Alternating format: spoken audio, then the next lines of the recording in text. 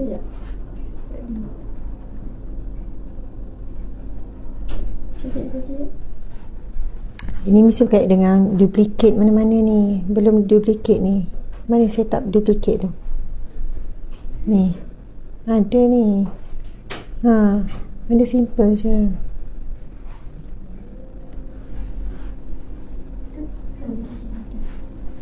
Kamu tahu kan kena duplicate sini kan? Sebab saya pasang tapi saya tak sure. Ini pasang. Tak, maksud saya kamu tahu kan benda ni kan? So memang kena check. Okay.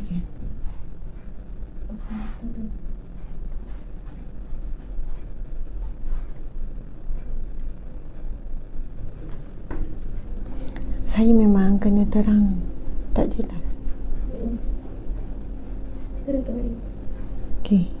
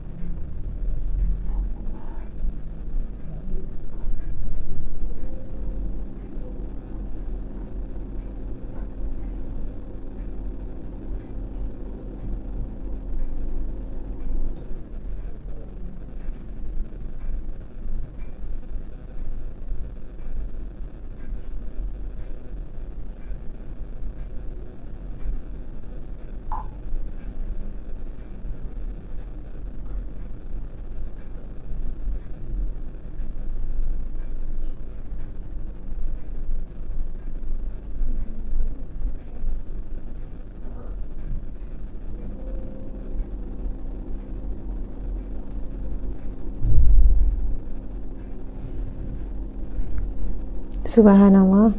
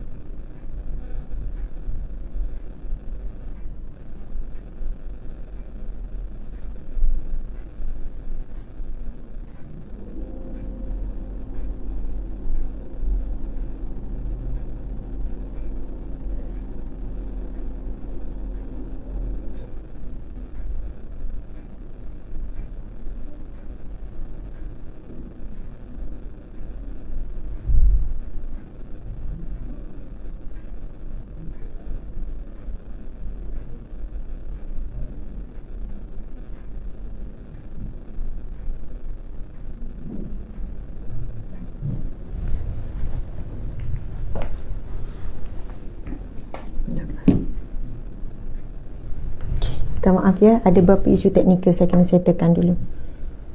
Okey. Allahu Akbar, Allahu Akbar, Allahu Akbar. A'udzubillahi minasyaitanirrajim. Bismillahirrahmanirrahim. Assalamualaikum warahmatullahi wabarakatuh. Telefon ni dia macam kelabu. Cuba tengok. Dia macam kabur gitu. Saya tak tahu, hari tu saya ada tegur dah telefon yang kurang berkualiti. Kami dah Dia tak sharp. request lah. Hari ni dapat phone baru. Okey. A'udzubillahi minasyaitanirrajim. Bismillahirrahmanirrahim. Assalamualaikum warahmatullahi wabarakatuh. Alhamdulillah. Summa alhamdulillah. InsyaAllah kita mulakan dulu majlis ilmu kita dengan bacaan umum kitab Al-Fatihah. A'udzubillahi minasyaitanirrajim. Bismillahirrahmanirrahim. Alhamdulillahi rabbil alamin. Ar-Rahmanir-Rahim. Maliki yaumiddin. Iyyaka na'budu wa iyyaka nasta'in. Ihdinas siratal mustaqim. Siratal ladzina an'amta 'alaihim ghairil maghdubi 'alaihim waladdallin. Amin. Amin amin ya rabbal alamin. Subhanallah subhanallah. Muslimin muslimat yang dirahmati Allah sekalian, terlebih dahulu kita ingin mengalu-alukan, kita ingin mengucapkan setinggi-tinggi jutaan perhargaan dan terima kasih kepada pihak penganjur, iaitu Pergerakan Puteri Islam Johor. Johor Darul Takzim. Betul? Johor Darul Takzim. Subhanallah. Darul ni dikira macam pusat ataupun hub. Macam tu kan. Darul Takzim. Takzim ni mulia, azim, hebat.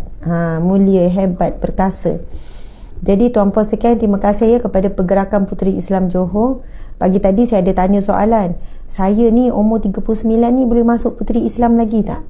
Sebab bila tengok pengerusi ni Datin Hajah Lurzita binti Kimin ni, saya tak tahu umur berapa kan Datin Hajah ni. Tapi beliau adalah pengerusi Pergerakan Puteri Islam Malaysia Perhubungan Negeri Johor. Jadi mungkin ya Puteri Islam ni ada di kalangan mak-mak, di kalangan dewasa. Jadi ada siapa yang tahu tak maklumat ni? Saya daripada kasih macam-macam ni sekolah semua. Macam-macam ya. Persatuan Puteri Islam. Ada banyak komen daripada pihak sekolah. Saya nak tengok komen dekat FB ya. Masya Allah. Sebab komen di FB ni saya tak boleh baca, dia kecil. Banyak daripada sekolah-sekolah. Okey, kalau macam tu boleh tak guru-guru respon pada saya? Mana-mana guru-guru, terutamanya guru-guru Persatuan Puteri Islam Malaysia, respon nama anda dan bertugas di sekolah mana. Di kalangan dewasa. Okey, subhanallah. Seterusnya kita akan kita mengalukan kepada pihak penganjur, terima kasih banyak-banyak. Ini satu program dan tajuk sangat bagus. Saya akan kupas sebaiknya. Pergerakan Puteri Islam Johor. Yang kedua, yang pertama tadi Datin Hajah Ruzita binti Kimin, pengerusi Pergerakan Puteri Islam Malaysia Perhubungan Negeri Johor. Seterusnya Barisan Ahli Majlis Pentadbir Pergerakan Puteri Islam Malaysia Perhubungan Negeri Johor. Barisan Ahli Majlis Pentadbir Pergerakan Puteri Islam Malaysia Perhubungan Daerah-Daerah Negeri Johor. Ahli-ahli puteri Pergerakan Puteri Islam Malaysia. Ahli-ahli puteri. Muslimin muslimat dikasihi sekalian. Jadi wallahu alam, ada tak jawapan tu? Saya ada SMK. Ramai guru-guru yang hadir sama. Ya Allah, guru-guru adalah golongan yang sangat mulia, dihormati, dikasihi oleh penduduk bumi dan penduduk langit, para malaikat. Dan Allah memuji ni sikap mulia seorang guru, seorang yang memberikan ilmu. Sebab ilmu itu cahaya. Anda sebenarnya, betul lah, guru ni ibarat lilin yang membakar dirinya untuk memberi cahaya kepada anak-anak. Maksud membakar diri tu, dia susahkan diri dia. Dia cari kesusahan tu. Orang lain kan hidup tak nak susah. Tapi guru-guru ni memang fikir nak bagi yang terbaik sampai susahkan diri. Guru-guru memikirkan tentang generasi. Subhanallah, memikirkan tentang masalah-masalah. Kita nampak guru tu mengajar je, tetapi dia juga ambil tahu hal akhlak pelajar, latar belakang keluarga. Kalau pelajar miskin buat macam mana, pelajar bermasalah macam mana nak elok balik, yang tak elok jadi elok, yang elok kekal elok, yang kekal elok nak jadi bertambah elok. Subhanallah. Ibu saya juga seorang guru, adik-beradik saya 3 orang guru, ipar saya pun ramai guru. Subhanallah, Allahu Akbar. Okey, saya tengok komen di FB ya. Mari kita sebarkan lagi perkongsian kita ni. Ramai cikgu meriah ni, seronok tengok. Saya Ustazah Khadijah dari SK Parit Bakar Tengah Muar bersama anak kandil Nur Amnatul Syifa, murid tahun 6 SK. Jadi sekarang ni saya rasa mungkin dalam waktu yang sama live ini disiarkan. Pelajar-pelajar dikumpulkan dalam dewan, betul ke? Pelajar dikumpulkan dalam dewan, lepas tu dipancarkan ke LCD. Jadi ramai pelajar-pelajar sedang tengok saya juga. Betul ke? Betul. Betul ke tak betul? Betul ke macam tu? Ramai cikgu-cikgu ni. Perkenalkan diri. Perkenalkan diri sebagai guru Syahidah Zainab. Kebangsaan saya dari sekolah Kebangsaan Sungai Raya 6. Ada juga pelajar yang masuk. Okey, anak-anak semua. Anak-anak ini Umi Asma. Kalau guru-guru panggil saya Ustazah Asma, anak-anak panggil saya Umi Asma. Umi, Mak. Ustazah ni macam mak angkat. Jadi apa yang Ustazah nak kongsikan sekejap lagi, apa yang Ustazah nak cerita adalah benda perkara-perkara yang betul, perkara yang real, yang kamu kena tahu apakah cabaran yang sedang berhadapan, yang kamu akan hadapi, dan yang memang kamu hadapi dah sekarang. Dan insyaAllah ya, Ustazah sebagai Umi, Ustazah pun ada anak 7 orang. Ustazah anak 7 orang. 3 orang di sekolah menengah, 2 orang di sekolah rendah. 3 orang sekolah menengah, 2 orang sekolah rendah. 2 orang, seorang lagi Tadika 5 tahun, seorang lagi Tabika umur 3 tahun. Jadi Ustazah ni adalah ibu yang sedang struggle membesarkan dan melalui proses pendidikan terhadap anak-anak. Jadi Ustazah faham bagaimana remaja, sebab anak-anak Ustazah juga remaja. Sekarang ni saya tengah cakap dengan pelajar-pelajar ni ya. Minta maaf, sekejap saya macam saya bercakap dengan guru, sekejap saya bercakap dengan ibu bapa, dan sekejap saya membayangkan depan saya adalah anak-anak. Jadi Ustazah ni, Umi Asma ni ibarat ibu anak-anak sekalian yang sedang memberikan nasihat berdasarkan pengalaman sendiri yang pernah jadi remaja, dan berdasarkan sekarang jadi ibu kepada anak-anak remaja. Ustazah pun struggle menghadapi cabaran dan ujian terhadap remaja. Okey. Jadi subhanallah, ada yang cuti kuarantin. Saya pelajar darjah 6 Sekolah Kebahasaan Teluk Keram Pontian. Afiq Kimi. Sebenarnya kalau kita fikir macam mana pelajar boleh bagi komen kan? Mungkin mungkin bawa telefon ke, laptop ke, ataupun sekarang sedang berada di rumah ke. Sebab hari Jumaat Johor cuti. Subhanallah. Saya Fatimawati, pemimpin PPIM dari SK Pogoh Segamat. Wah, pemimpin. Sebenarnya anak Ustazah pun masuk PPIM, Persatuan Puteri Islam. Saya nak tanya satu soalan, boleh tak jawab? Saya ni umur 39, boleh jadi tak Puteri Islam lagi? Saya boleh tak? Sebab comel kan baju Puteri Islam, pakai pink, kain pink, tudung pink. Saya ni ke tak lulus nak jadi Puteri Islam? Hari ni cuti, Negeri Johor cuti. Sebab itu ramai yang hadir melalui live. Itu yang ada pelajar-pelajar yang dia kata saya pelajar darjah 6 di sini. Tak ada yang jawab Okey. Mungkin tak boleh lah tu jawapannya. Saya tak lulus dah nak masuk. Saya pemaisuri, bukan puteri. Saya bukan puteri Islam, saya pemaisuri.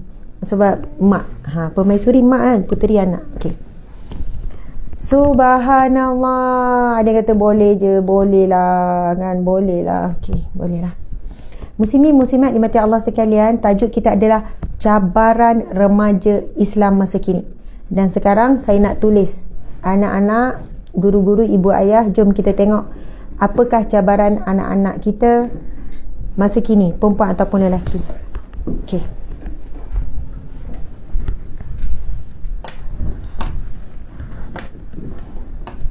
Okey.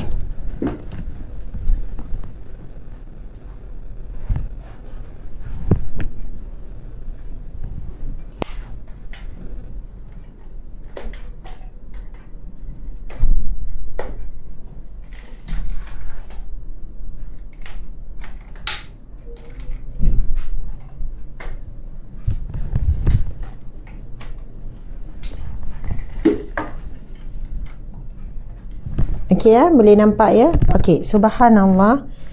Cabaran remaja.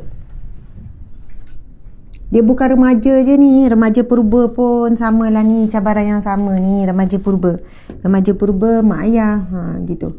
Okey. Cabaran. Itulah tulisan cikgu lawa kan. Ustazah tak cikgu, jadi macam itulah. Dia sebenarnya gegar ni, dia ada something, kita tak apa. Cabaran remaja. Okey, cabaran remaja. Kita bagikan dua. Okey. 4 F dan 4 S. Okey. Jadi F yang pertama apa dia? F kedua apa dia? F ketiga apa?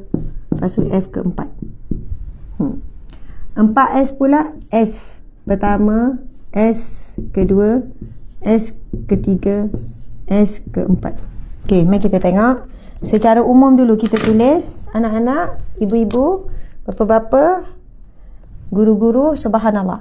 F yang pertama iaitu fashion. Okey. F yang kedua iaitu film. Okey. F yang keempat iaitu fun. Okey. F yang seterusnya adalah food. Okey, S pula yang pertama iaitu sex. S yang seterusnya song. Okey, S seterusnya iaitu sport. Lepas tu smoke. Kita boleh fikir lagi lah perkataan-perkataan lain. S tu boleh ada lagi S lain, F ada lagi boleh F lain. Cuma inilah yang antara terkait ataupun menyentuh langsung kita, sama ada remaja ataupun ibu bapa ataupun orang dewasa. Dan inilah cabaran akhir zaman, antara cabaran akhir zaman. Ada pihak mengatakan 4F dan 4S ni menjadi sasaran musuh Islam, merosakkan generasi umat Islam di kalangan anak muda. Subhanallah. Dan apabila mereka melaksanakan pelbagai perancangan ataupun pelbagai agenda untuk merosakkan manusia lain selain daripada mereka, mereka nak kekal berkualiti. Mereka yang membuat agenda ni, mereka kekal menjadi orang-orang yang tidak terganggu lah dari segi peradaban kehidupan mereka. Maksud saya gini, maksud saya, tuan-puan sekalian, anak-anak, ada golongan, ada pihak dalam dunia ni, dia kalau boleh, bangsa dia je, generasi dia je, semua terjaga, terpelihara, tetap akan menjadi kuasa besar dunia ataupun tetap menerajui dunia. Dia nak sampai pada mereka tu orang yang bukan orang Islam saja, ketinggalan, sibuk berhibur, lalai, rosak. Tapi generasi mereka tetap jaga. Jadi racun-racun dan perancangan-perancangan mereka buat sangat tersusun, konsisten, tersusun. Mereka akan menggunakan pelbagai bentuk, pelbagai cara ataupun pelbagai saluran supaya matlamat itu sampai. Okey, cuba kita tengok. Dia bukan semua negatif. Contoh fashion. Kita sentuh pasal fashion dulu. Bila sentuh pasal fashion, bila datang fashion yang tidak pernah berhenti, kan, pelbagai bentuk fashion yang mengubah identiti umat Islam, sama ada fashion lelaki ataupun fashion perempuan. Dah fashion ni umum. Fashion rambut, fashion kuku, fashion solekan, fashion baju, fashion tudung, fashion kasut, fashion handbag. Faham ya? Itu semua fashion yang melibatkan penampilan. Subhanallah, kalau perasan, kan, fashion ni sentiasa bergerak. Siapa peneraju kepada perubahan-perubahan fashion? Kalaupun kita kata fashion ni, kalau contoh fashion tudung, sebenarnya tudung ni orang Islam, jadi yang membuat fashion macam ni pun orang Islam. Bagaimana pereka-pereka fashion Islam yang boleh fikir fashion-fashion tudung yang pelik-pelik sampai tak mengikut syariat. Dan kena ingat, Islam ada satu agama yang meraihkan fitrah manusia. Okey, anak-anak kena ingat, Islam adalah agama fitrah. Sebab itu Nabi SAW bersabda, kullu mauludin yuladu alal fitrah. Setiap manusia lahir dalam fitrah. Maksudnya suci, bersih, semula jadi. Itu maksud fitrah. Maksudnya adalah semua manusia, sama ada yang lahir itu daripada perut orang bukan Islam. Maksudnya yang mengandung tu ibu dia, mak saleh, orang Kristian. Tapi anak tu lahir dalam fitrah, suci, bersih.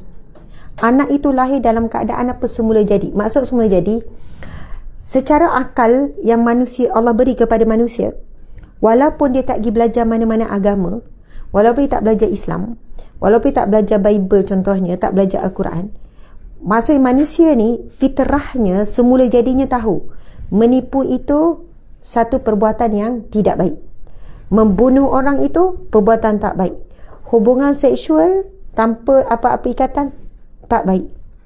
Maksudnya tuan-puan sekalian, anak-anak faham ya, manusia ni secara fitrahnya memang tahu, tak perlu pun bagi tahu. Mustahil kalau ada manusia ni dia cakap, saya tak tahu cakap menipu tu salah. Kita akan jawab apa? Sebenarnya tak tunggu agama pun kata salah. Logik akal pun boleh fikir sendiri menipu tu salah. Mencuri, ambil harta orang itu salah. Jadi sebab itu bila Nabi sebut kullu mauludin yuladu ala fitrah, setiap anak dan kamu semua wahai anak-anak, kita lahir tu dah suci, bersih dan fitrah semula, jadi memang sukakan kebaikan dan tahu apa yang buruk. Setelah kita mula meningkat, semakin bertambah ilmu. Fa'abawahu, Nabi sebut fa'abawahu ayyuhawidanihi aw yunasirani aw yumajisani, maka ibu bapanya lah, ibu bapa, bukan orang lain. Nabi sebut ibu bapa yang akan mengubah anak ini daripada asal bersih suci dalam fitrah, dalam keadaan Islam, sama ada dia menjadi Yahudi ataupun Nasrani ataupun Majusi. Yahudi kita tahu Israel, Nasrani Kristian, Majusi iaitu mereka yang pada zaman Rasulullah menyembah api, dan sekarang masih ada lagi yang menyembah api, menyembah alam. Maksud Majusi itu agama yang menyembah alam, yang menyembah laut, yang menyembah bulan, yang menyembah matahari, macam-macam lah. Tuan-puan, muslimin-muslimat, anak-anak sekalian, Masya Allah, apakah maksud ibu bapa mengubah anak ini pada hidup yang fitrah yang Allah dah jadikan? Perempuan macam ni, lelaki macam ni. Ibu bapa akan mengubah bukan semestinya agama anak, tapi cara berpakaian anak, cara bercakap anak, cara makan anak, cara berhibur mengikut Yahudi, Nasrani ataupun Majusi. Walaupun agama Islam, tapi pakaian tak seperti orang Islam, bercakap tak macam orang Islam, makan tak macam orang Islam, makan je apa yang nak, yang penting sedap, rare food hunting lah, macam-macam. Subhanallah. Jadi tuan-puan, muslimin muslimat, anak-anak sekalian, Masya Allah, kita bermula pada fitrah suci dan bersih, iaitu Islam sebagai cara hidup. Dan Islam ini agama Tuhan sekalian alam. Allah Subhanahu Wa Taala berfirman, Al-yawma akmaltu lakum dinakum wa atmamtu alaikum ni'mati wa raditu lakumul Islam madina. Sadaqallahul azim. Apa maksud dia? Pada hari ini Allah berfirman, masa ni, ayat ni turun antara ayat-ayat terakhir sebelum Rasulullah wafat. Maksudnya setelah wahyu dah semua turun, syariat dah turun, perintah-perintah dah habis, larangan pun dah habis, dah komplit dah. Lalu Allah berfirman, Al-yawma, pada hari ini, akmaltu lakum dinakum, telah aku sempurnakan bagi kamu agama kamu. Ataupun membawa maksud, telah aku sempurnakan bagi kamu cara hidup kamu. Wa atmamtu alaikum ni'mati, dan aku sempurnakan, Allah berfirman, dan aku sempurnakan nikmatku ke atasmu.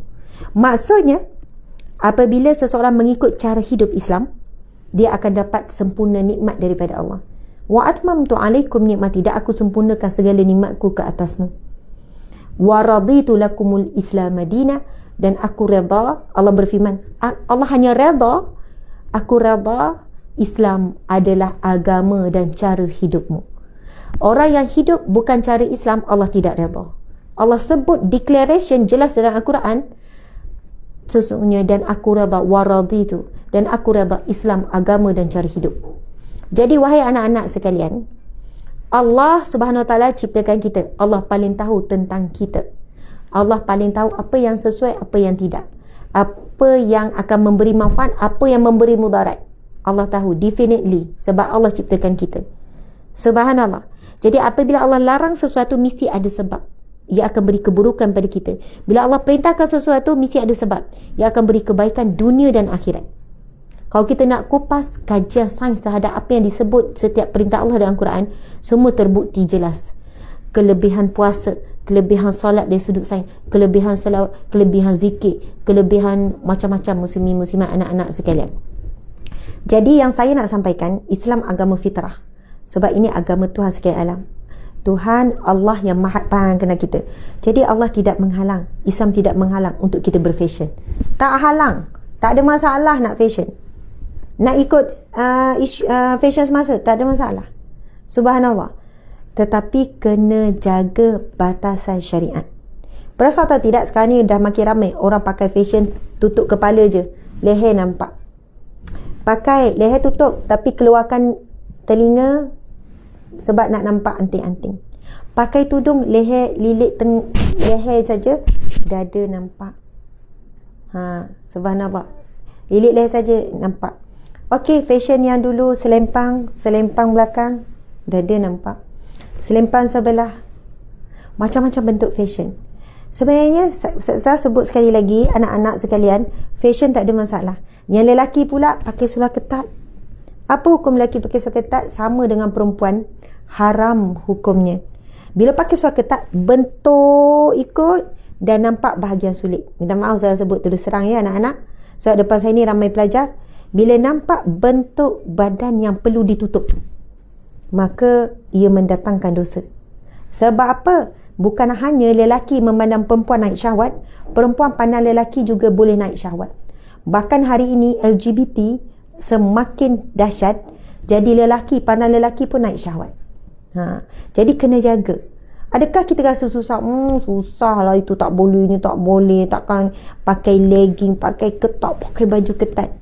Okey, bukan ustazah, bukan saya, bukan Umi Asma, anak-anak sekalian, sebab ramai pelajar ni yang memberi peringatan tentang perkara ini. Mari kita baca Subhanallah, Allahu Akbar, satu hadis Nabi SAW. Okey, Nabi bersabda, Masya Allah, dua hadis, kita akan bacakan dua hadis.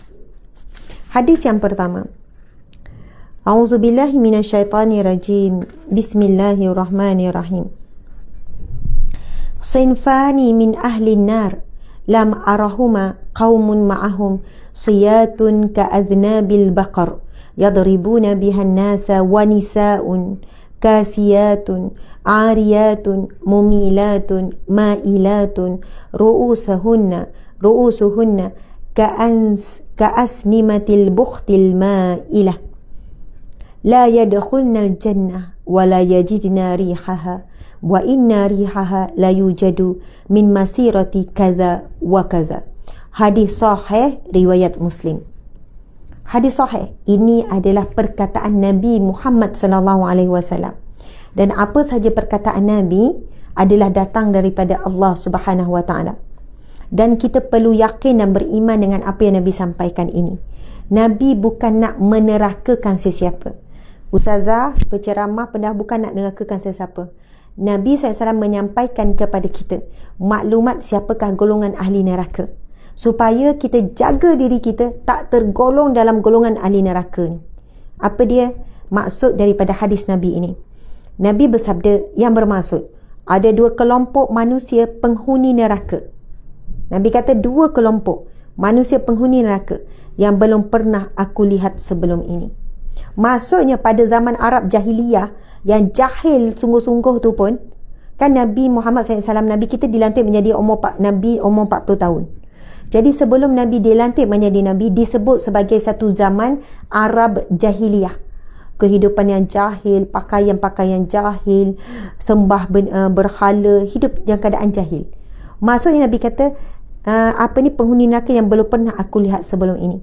Nak kata zaman Rasulullah, zaman jahiliyah sebelum tu pun tak ada lagi yang ada perangai macam ni. Iaitu satu kaum yang membawa penyebat pemukul seperti ekor lembu. Mereka memukul manusia dengannya. Yang pertama, pemerintah. Ini adalah pemerintah yang zalim, yang mana mereka menggunakan kuasa mereka untuk menekan rakyat. Kalau kita hari ini, sekiranya ada pemerintah yang zalim, mereka bukan ambil sebat, pemukul, pergi pukul-pukul rakyat, tak. Tetapi rakyat hidup tertekan dan susah kerana pemimpin-pemimpin yang seumpama ini ataupun pemimpin yang kejam, yang zalim ini, mereka tidak menggunakan amanah dengan terbaik. Sebuah negara yang kaya dengan hasil galian contohnya, sepatutnya tidak ada lagi rakyat yang miskin. Sepatutnya boleh menjaga kebajikan dengan memberikan bekalan minyak dengan harga yang murah. Dan lagi kalau sebuah negara yang menjadi pengeluar antara terbesar di dunia. Masya Allah, Allah Akbar. Saya tak sebut negara mana-mana ya. Tuan-tuan sekalian, Masya Allah, hasil bumi begitu banyak. Tapi kenapa rakyat masih lagi banyak yang melarat? Banyak hidup dalam keadaan yang miskin, yang du'afa, orang-orang yang dhaif, fuqara, orang-orang yang betul-betul fakir. Jadi subhanallah, rakyat itu dizalimi bukan dengan cara yang fizikal, tetapi melalui ketidakadilan dalam bentuk sosial yang begitu jurang, jauh dan sebagainya. Okey, kalau terangkai itu jadi panjang lebar pula. Tapi itulah orang yang pertama yang Nabi kata ahli neraka, penghuni neraka. Dan ini yang kena beri perhatian. Dan kaum wanita yang berpakaian tetapi telanjang. Okey, selalu melakukan maksiat dan mengajarkan maksiat tersebut kepada orang lain. Kepala-kepala mereka seperti bonggol unta yang sengit. Mereka ini tidak akan masuk syurga. Nabi kata tidak akan masuk syurga. Bukan saya yang kata, bukan pendakwa ni, tapi Nabi SAW sendiri yang beritahu kepada kita. Mereka ini Nabi kata tidak akan masuk syurga dan tidak akan dapat mencium keharuman syurga. Padahal keharuman syurga itu boleh dihidu dari jarak sekian-sekian. Subhanallah. Siapakah dua golongan itu? Kita sebut yang kedua. Nabi kata wanita-wanita yang berpakaian tetapi telanjang selalu melakukan maksiat dan mengajarkan maksiat tersebut kepada orang lain. Kepala-kepala mereka seperti bonggol unta. Ada syarah ahli ulama mengata kenapa sebut bonggol unta? Bonggol unta ni, kalau kita tengok unta, mana yang paling menonjol pada unta? Bonggol dia tu lah. Kan? Sebab beza unta dengan binatang lain bonggol tu.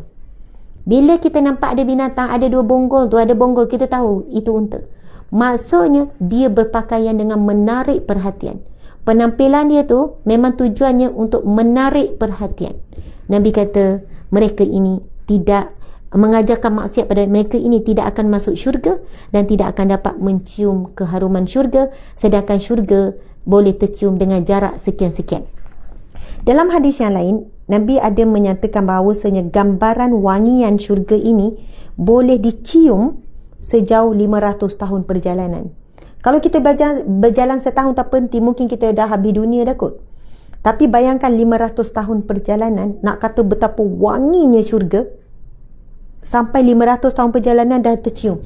Wanginya, tapi nak sampai kepada syurga tu jauh, 500 tahun perjalanan. Bayangkan, tetapi golongan ini cium bau syurga pun tak boleh. Apatah lagi nak masuk syurga, dan mereka ini golongan ahli neraka. Sebab itulah subhanallah, teguran demi teguran, peringatan demi peringatan perlu diberikan oleh para pendakwah, oleh ibu bapa. Sebenarnya tak salah kalau ibu bapa bagi tahu anak-anak, ini contoh tak baik, jangan buat, jangan ikut. Bukan mengutuk, bukan menghina sesiapa, tetapi supaya anak faham jangan buat macam ni. Kan? Contoh hari ini kita boleh tengok di media sosial begitu banyak. Nabi sebut mereka melakukan maksiat. Sentiasa melakukan maksiat dan mengajarkan maksiat. Ini memang betul. Dah buat maksiat, tayang di media sosial.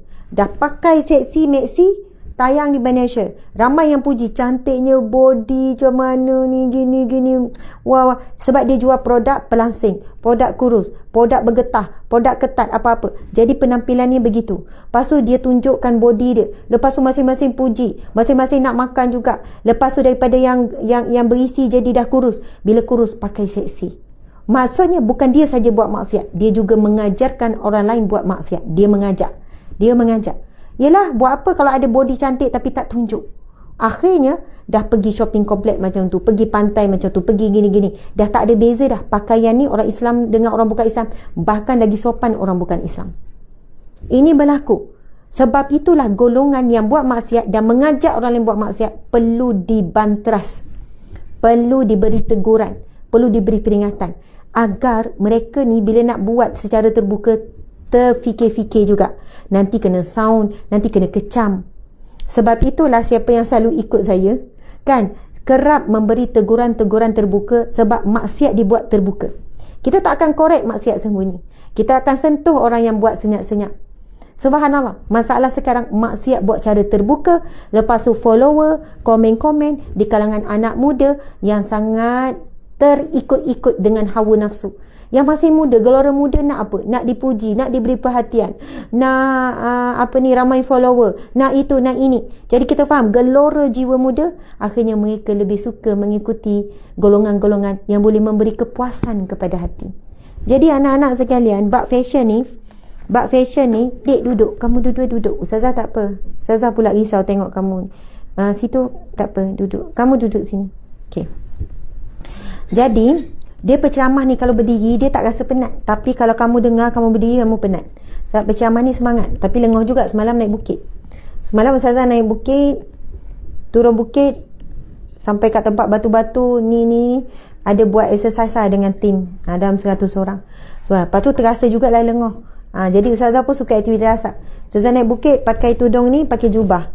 Tapi dalam ada seluar. Ada tempat-tempat yang perlukan ni kita angkat supaya seluar tu. Ustazah dah banyak kali hiking. Pernah naik hiking bukit yang ketinggian 1200 meter. Jabal Sur, Jabal Nur, tapi dengan pakaian yang terjaga. Sebab apa sebenarnya Ustazah nak menyatakan?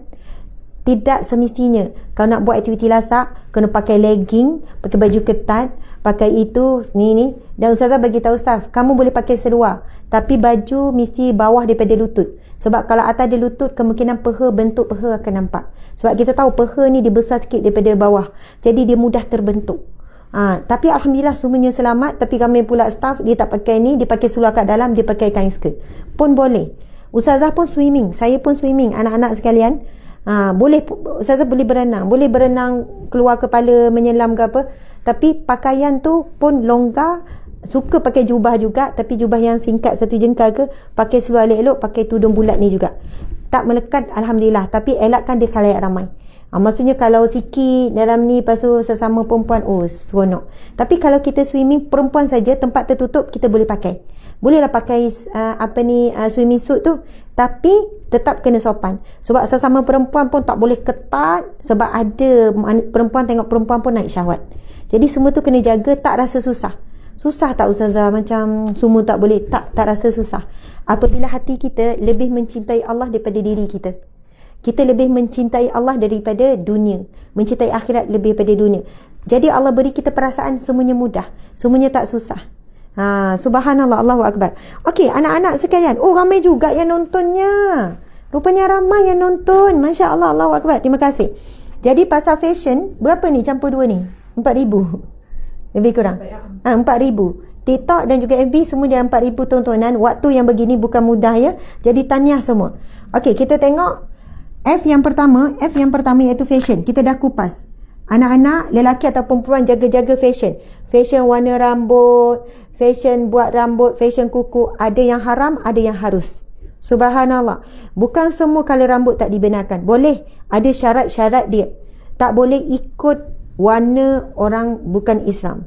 Tak boleh warna sekian. Bahan, alat, tujuan kita warnakan rambut untuk apa? Kalau untuk bangga, untuk megah, untuk riak, itu tidak dibenarkan. Subhanallah. Adalah lagi. Ni, pewarna kuku ni. Okey. Hari ni ramai orang buat mua-mua. Dia panggil mua. Mua tu apa? Makeup artist. Makeup artist. Artist. Mua? Make up. Baru saya faham. Mua tu, saya ingatkan apalah mua. Gitu. Jadi ini make, sini up, sini artis. Maksudnya mereka ni adalah juru make. Dia artis ni bukan maksudnya dia make up artis. Maksudnya dia artis make up. Ataupun dia adalah yelah, ada orang artis menyanyi, ada orang artis ni. Jadi dia adalah artis, dia juru makeup. Okey. Wahai juru makeup sekalian. Masya Allah, juru makeup. Jangan kecil hati juru makeup. Sayang, kita sayang semua. Kita sayang muslimin-muslimat. Tapi di dalam Al-Quran memang Allah sebut jelas. Jangan kamu bertabarrush. Tabarrush.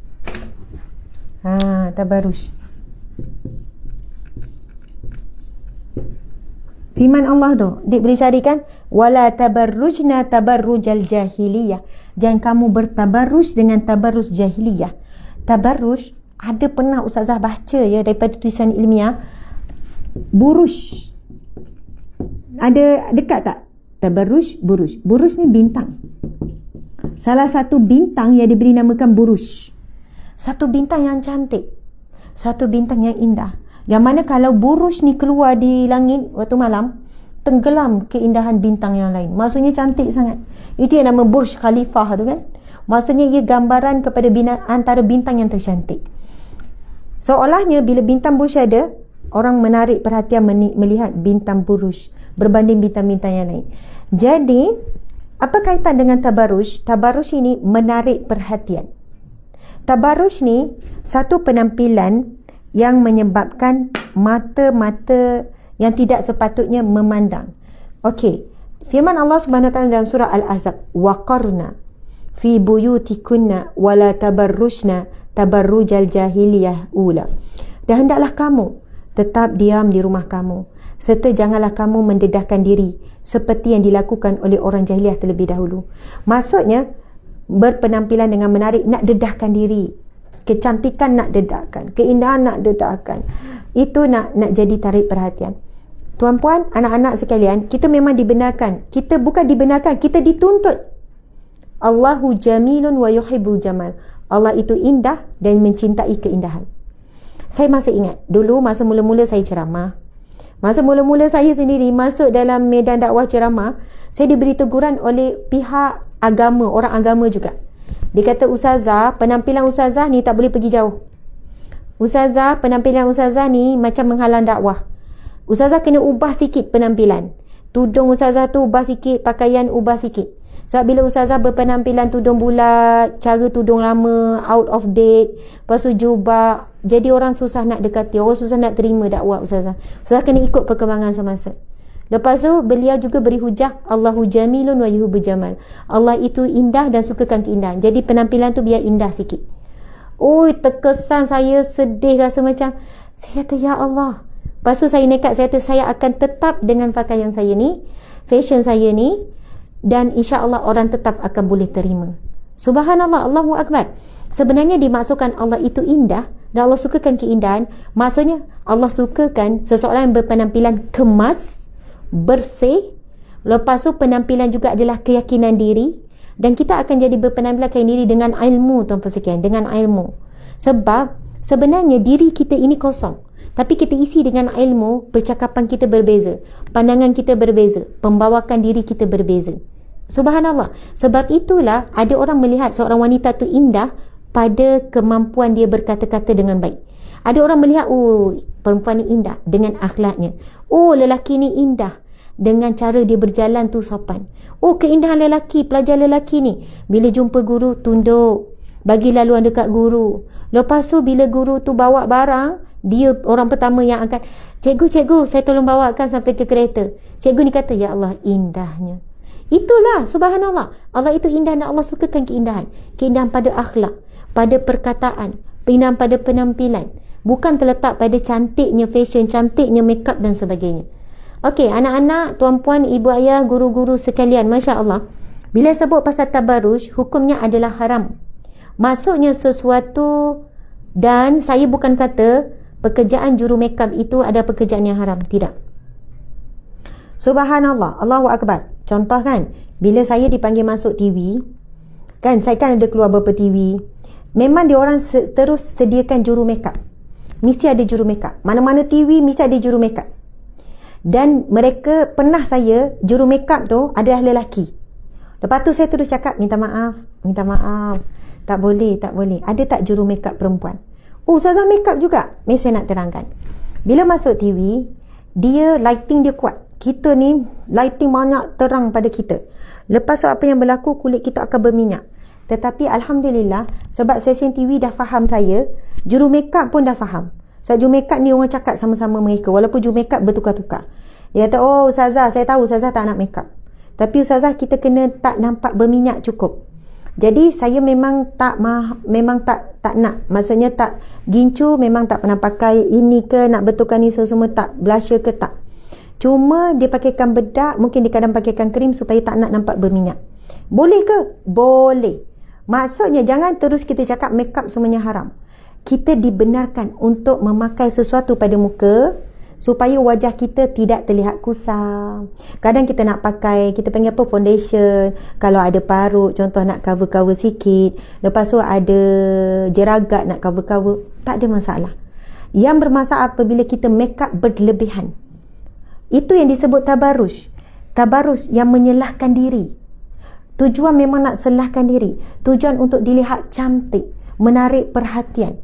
Lalu diubah ni mata daripada sepet jadi besar, kening jadi nampak gini-gini, apa semua blusher macam-macam warna. Jadi kalau kita nak cakap, okey ustazah, takkan adakah macam tu makeup gitu terus haram? Subhanallah. Definisi tabarruj menarik perhatian itu definisi umum. Jadi kita tak boleh nak kata okey, ini halal, ini harus, ini haram, ini makruh. Sebenarnya kita sendirilah yang akan rasa bila kita berpenampilan make up begini, adakah dia boleh mendatangkan fitnah, boleh jadi termasuk dalam tabarruj. Subhanallah. Okey, anak-anak, adik-adik, ibu ayah sekalian, kita tengok ini remaja pun memang dah pandai bersolek, cantik, lebih daripada orang dewasa. Okey, apa hukum contohnya pakai gincu? Maaf lah sebab kita sebut cabaran remaja hari ini. Ustazah ada kawan pensyarah. Ada seorang pelajar yang asalnya bijak, lepas tu sakit mental sampai tak boleh sambung belajar. Bermula dia sakit mental apabila dia bermula dengan facial makeup. Okey, ini kisah benar ni, kawan Ustazah pensyarah cerita.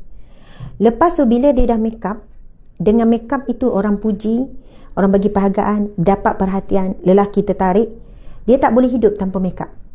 Sampai ketika dia tidur pun kena makeup. Dan dia bangun tidur, nak pergi tandas pun dia kena tutup muka dia sebab dia kena sentiasa, sebab bila orang dah obses, dah dia dipuji dan dia pun obses dengan diri sendiri. Sampai ketika terganggu pelajaran. Mesti, all the time mesti nak makeup. Dia dah hilang keyakinan diri terhadap dirinya sendiri. Keyakinan diri ada pada penampilan. Jika penampilannya tidak sebagaimana yang dia nak, dia hilang keyakinan. So, sampai maksudnya keyakinan tu bukan pada totally diri, pada luaran. Bila orang tak puja, tak beri perhatian, jadi hidupnya banyak fokus tu. Bagaimana tudungnya, bagaimana pakaiannya, bagaimana ni. Lepas tu dia pula ada peminat-peminat yang selalu follow contohnya. Akhirnya hidupnya adalah untuk orang lain, bukan untuk dirinya. Yang menilai dan mengukur kejayaan dianya bukan dirinya, tetapi orang luar dah. Astaghfirullahalazim. Hari ini banyak remaja menghadapi cabaran seperti ini. Supaya apa? Diterima oleh orang, di-follow oleh orang, dipuji oleh orang. Sebab itu nampak benda tu remeh, tetapi itu salah satu bentuk gangguan emosi, gangguan mental bagi anak muda hari ini. Subhanallah. Tuan-puan, muslimin muslimat di mata Allah sekalian. Jadi, pasal juru makeup, pakai makeup apa semua, okey, gincu. Ada kata Ustazah, kalau saya tak pakai jadi pucat. Boleh pakai. Tapi dengan kadar yang sangat sederhana, tak nampak macam gincu. Warna normal saja. Lepas tu kita akan ambil mudah. Oh, boleh lah ya. Lepas tu pakai. Akhirnya terlebih pakai. Sebab tu saya ambil jalan selamat, saya tak pakai. Okey, celak boleh pakai tak? Memang dibenarkan. Bahkan ia adalah satu yang sunnah. Sunnah Nabi. Tetapi kepada lelaki, perempuan boleh pakai. Pakailah tebal macam mana dekat rumah. Tapi kalau pakai nipis Ustazah dengan niat nak berubat, dibenarkan, tapi sangat nipis, tidak nampak ketara. Mata itu diperiaskan jadi indah. Sebab mata tu pandangan yang paling berbisa. Subhanallah, Allah Akbar. Bibir ni tempat kita bercakap jadi sekian-sekian. Anak-anak, ibu bapa, ayah-ayah, cikgu-cikgu sekalian, cikgu-cikgu pun, bila berpenampilan di sekolah, anda adalah role model. Role model. Subhanallah, Allahu Akbar. Bagaimana anda berpenampilan, memang pelajar akan adore. Pelajar akan rasa jadikan inspirasi. Percayalah. Saya masa sekolah menengah dulu, saya pun ada guru-guru yang saya minat. Guru-guru yang kami suka. Alah, remaja suka tengok cikgu-cikgu. Kami memang tahu gosip antara pelajar-pelajar. Contohnya, cikgu tu kan, makeup dia tebal kan? Minta maaf ya. Pelajar-pelajar cakap, tebal kan? Lepas tu, pelajar ni cakap pasal cikgu. Lepas tu ada cikgu yang kita perasan, cikgu tu mesti kaya. Hari-hari mesti baju tak sama. Sebulan, aku perhatikan, kawan-kawan ni kan, aku perhatilah, tak ada lagi baju yang sama. Cikgu tu, baju sama je. Sampai baju cikgu pun jadi perasan. Kasut cikgu tu gini. Cikgu tu kan natural je kan. Sukalah cikgu ni cuba ni. Lepas tu kita perhatikan, ada guru-guru baru masuk, macam guru pelatih yang praktikal ngajar dekat sekolah. Walaupun kami ni sekolah agama, Ma'had Muhammadiyah Lil Banat Kota Baru Kelantan. Lepas tu bila guru-guru, cikgu, pada sekolah perempuan saja, guru baru masuk dengan tudung kecil, dengan bersolek, dengan baju pun macam muat-muat. Pelajar-pelajar mengidolakan.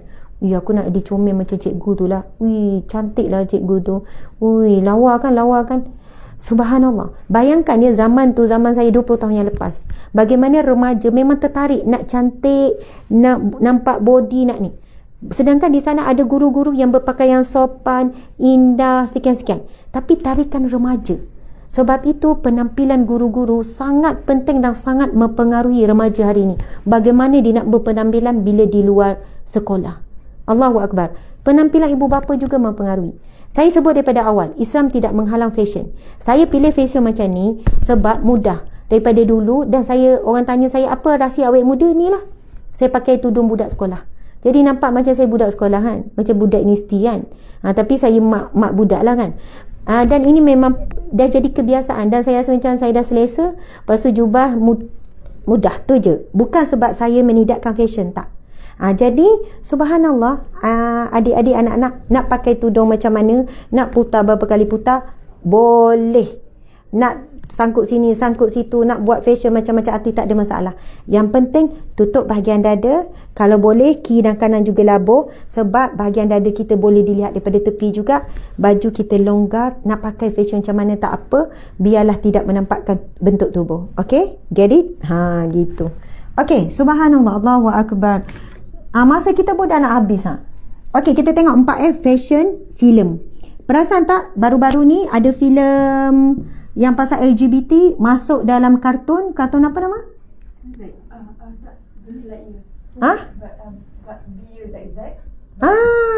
Bab Slayer. Saya pernah tengok juga. Dia macam tak apalah tu, tapi dah ada banyak, lebih 50% berkenaan dengan watak, dan itulah antara watak utama LGBT. Maksudnya sesama lelaki walaupun kartun. Kalau kita kata, alah kartun je pun, kartun lelaki suka lelaki. Tak, ia bukan berkesan setakat itu. Akhirnya, Masya Allah, pengalaman saya ya, tuan-puan sekian pengalaman saya. Saya berada di sekolah menengah di beberapa buah sekolah. Jadi tak perlu nak teka sekolah mana. Sebab saya sekolah masa sekolah rendah pun sesama perempuan, sekolah menengah memang perempuan saja. Lepas tu ialah begitu. Pasal lesbian, sesama perempuan, bila duduk di asrama memang ada. Hampir saya tak tahu sekarang makin ramai ke macam mana, terkawal atau tidak. Dan saya bila pergi ceramah di sekolah sama lelaki, yang sekolah semua lelaki, duduk asrama lelaki, maksudnya bila saya ceramah di sekolah menengah semua lelaki, memang banyak kes gay. Lelaki, pelajar lelaki sama lelaki, pelajar perempuan sama pelajar perempuan. Masa saya belajar dulu, masa saya jadi badar, saya pegang bahagian kerohanian, lepas tu sampai jadi pemimpin bagi di kalangan pelajar asrama. Kes lesbian yang saya sendiri tangkap memang banyak di kalangan kawan-kawan sendiri. Mereka bukan sampai peringkat biasa. Maksud mereka couple macam perempuan lelaki, dan mereka melakukan hubungan yang terlarang. Maksudnya macam suami isteri tapi sesama perempuan. Boleh tangkap, kita jumpa duduk dalam satu selimut, kita jumpa duduk kat tandas, buat perkara yang jijik. Faham maksud saya ya? Anak-anak buat perkara jijik sama perempuan. Samalah bila saya pergi ke sekolah-sekolah lelaki saja, gay, buat poge jijik macam suami isteri. Na'udzubillah. Itu adalah golongan yang terlaknat, dan Allah dah cerita dalam Al-Quran bagaimana kaum Lut diterbalikkan bumi. Maksud terbalik bumi ni macam mana? Ini kan tanah, kan ada rumah lah, rumah. Terbalik bumi betul, Allah buka bumi ni, tenggelam semua ni. Maksudnya kita bukan bayangkan terbalik tu bumi terbalik macam tu ya. Maksudnya lepas tu, daripada satu kawasan yang penuh dengan bangunan, penuh pokok, penuh rumah, pasar, lada-lada ternak, tiba-tiba tanah kosong. Tiba-tiba kosong. Dengan keadaan tanah yang berombak-ombak lah. Seolahnya bumi diterbalikkan. Maksudnya macam seolahnya kampung ni tak pernah wujud. Semua bawah tanah. Kerana apa? Ketika itu kaum Nabi Lut melakukan hubungan homoseksual. Na'udzubillah min zalik. Sebab itu bila sebut pasal filem hari ini, ibu-ibu, bapa-bapa yang kat rumah ada Netflix, tolong hati-hati. Kat rumah ada Netflix, tolong hati-hati. Sebab Netflix adalah satu saluran. Saya pernah lah masa tu sebab nak tengok ada satu filem yang bagus. Lepas tu minta encik suami daftarkan Netflix. Jujur ni saya cakap, sebab kat rumah kami memang tak ada Astro, Enjoy, memang tak ada. Jadi kami tengok melalui YouTube kalau apa-apa. Jadi kita boleh pilih. Ada smart TV kat rumah, jadi anak-anak bila nak tengok apa-apa tengok melalui YouTube, tapi sangat terhad, dan kita boleh kontrol apa yang anak nak tengok. Kalau ada Astro sampai yang ada filem-filem apa semua, takut leka daripada satu filem ke satu filem. Pernah satu ketika kami daftar Netflix. Daftar. Lepas tu saya terkejut. Rupanya dalam Netflix tu sangat dahsyat. Tak ada tapis. Kalau bab pornografi tu memang direct. Soft porn ke, hard porn ke, sampai tanpa surat benang, semua. Oi, sangat dahsyat. Filem-filem baru, drama baru yang terkini. Saya orang dewasa, saya boleh tapis lah. Adakah anak saya boleh tapis? Adakah anak anda boleh tapis? Nak pilih mana-mana. Mungkin depan kita dia tapis. Waktu kita tak ada. Oh, memang dahsyat, tuan-puan sekalian. Jadi, ada satu drama tu. Pada peringkat awal memang okey. Lepas tu drama tu pula kritikal. Kalau saya sebut mungkin ramai yang tahu drama apa. Tapi drama orang putih lah. Sebab dia macam berfikir tiba-tiba dah masuk. Mungkin siri yang keberapa, 20 ke 30. Tiba-tiba watak utama ni terlibat dengan gay. Oh, jadi masuk pula kehidupan seorang. Oh, ini pun gay. Ini pun ni. Lepas tu tiba-tiba yang perempuan pula lesbian. Daripada kita baru macam suka pada watak tu, yang intelijen, watak yang bijak, watak ni. Oi, tiba-tiba dia berubah. Terus stop. Lepas tu bila tengok ada banyak sangat drama dan filem yang mempromosikan LGBT, merosakkan pemikiran dan akhlak masyarakat kita, umat Islam, terus nekat tutup. Sampai sekarang memang tak ada. Jadi sebab apa? Bila saya tengok anak pilih kartun pun banyak mengarut. Perempuan kartun dia buat seksi. Kan bagaimana adegan seksual sesama kartun, yang akhirnya anak kita tengok itu sebagai hiburan, suka-suka, geli-geli. Kita bimbang, akhirnya dibawa di hidupan realiti. Jadi anak kita rasa tak takut dengan semua ni. Sebab itu ibu-ibu, bapa-bapa, dulu kan masa ustazah kecil-kecil kan, contohlah bila ada adegan yang tak elok, lepas tu mak pun kata tutup mata. Jangan tengok. Kita pun tak tengok. Kan cerita Mak Saleh kadang ujung-ujung tu ada cium-cium contoh. Lepas tu ada romantik. Jangan tengok. Tapi jujur, Ustazah nak tanya, adakah kamu rasa macam tak nak tahu lebih, rasa tak nak tengok?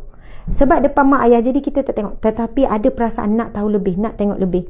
Zaman Ustazah kecil tak ada internet. Internet mula ada ketika umur dalam 20 tahun. Ustazah umur 20 tahun, saya Umi Asma.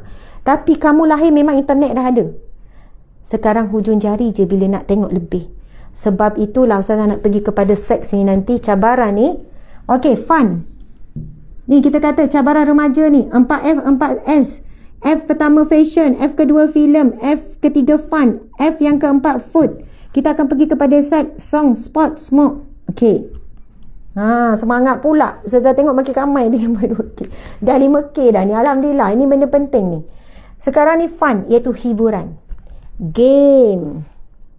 Main game. Perasaan tak game banyak merosakkan? Carilah dalam internet, cari dalam YouTube. Banyak mana kerosakan saraf. Hari baru ni Ustazah jumpa ada pakar psikologi yang dia buat kepakaran dia, master dia dalam bidang kanak-kanak. Dia kata hari ini masalah kerosakan otak pada kanak-kanak sangat tinggi. Dan punca utama adalah game.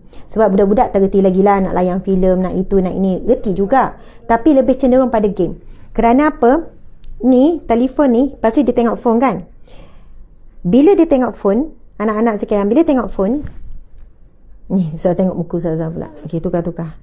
Terganggu pula dengan muka sendiri. Okey, bila tengok phone, ada cahaya yang keluar. Bukan cahaya saja, ada gelombang. Tangan pegang, gelombang ni gelombang yang kuat. Bila kita WhatsApp tu dapat mesej kan, gambar pun cepat dapat, video pun dapat, buka Facebook dapat kan.